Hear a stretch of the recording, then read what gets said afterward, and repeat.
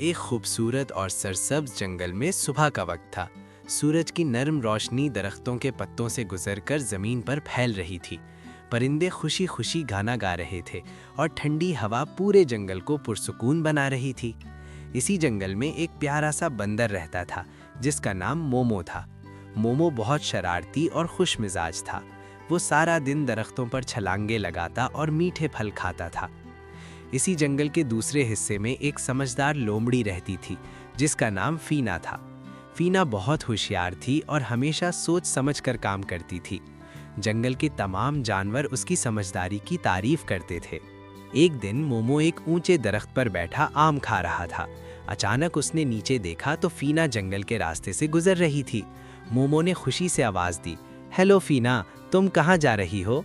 فینا نے اوپر دیکھ کر مسکرا کر کہا، میں کھانے کی تلاش میں جا رہی ہوں، آج مجھے کہیں بھی اچھا کھانا نہیں ملا۔ مومو نے ہنستے ہوئے کہا، اگر تم چاہو تو میں تمہیں ایک ایسی جگہ لے جا سکتا ہوں جہاں بہت سارے مزیدار پھل ہیں۔ فینا نے حیرانی سے پوچھا، واقعی کہاں؟ مومو نے کہا، جنگل کے اس پار ایک بڑا باغ ہے، وہاں آم، کیلے اور سیب بہت زیادہ ہیں۔ فینا نے تھوڑا سوچا اور پھر کہا، اگر ایسا ہے تو چلو چلتے ہیں۔ پھر دونوں دوست مل کر اس باغ کی طرف روانہ ہو گئے۔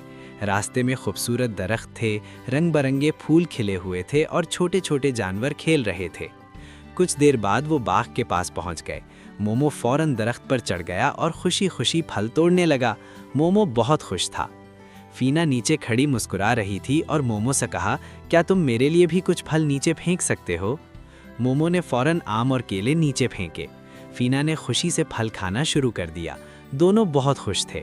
لیکن اچانک باغ کے مالک کسان کو پتہ چل گیا کہ کوئی اس کے باغ میں ہے۔ وہ غصے سے باغ کی طرف آنے لگا۔ مومو اور فینا تھوڑے پریشان ہو گئے۔ فینا نے کہا، ہمیں یہاں سے جلدی نکلنا ہوگا۔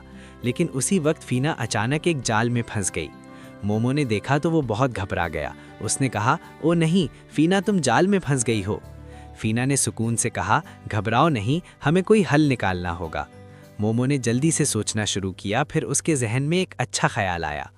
مومو زور زور سے شور مچانے لگا اور درختوں پر اچھلنے لگا تاکہ کسان کی توجہ اپنی طرف کر لے۔ کسان مومو کے پیچھے بھاگنے لگا۔ اسی دوران مومو نے ایک لمبی لکڑی اٹھائی اور جلدی سے فینا کے پاس پہنچا۔ مومو نے کہا، فینا، اس لکڑی کو مضبوطی سے پکڑو۔ فینا نے لکڑی پکڑی اور آہستہ آہستہ جال سے باہر نکل آئی۔ چند لمحوں میں فینا آزاد ہو گئی اور دونوں دوست تیزی سے جنگل کی طرف بھاگ گئے۔ کچھ دیر بعد وہ ایک محفوظ جگہ پر رک گئے۔ دونوں سانس لے رہے تھے لیکن وہ خوش تھے کہ وہ محفوظ ہیں۔ فینا نے مسکرا کر کہا، مومو، آج تم نے بہت بہادری دکھائی۔ مومو نے کہا، مجھے افسوس ہے میں نے تمہیں خطرے میں ڈال دیا تھا، لیکن مجھے خوشی ہے کہ ہم نے مل کر مسئلہ حل کر لیا۔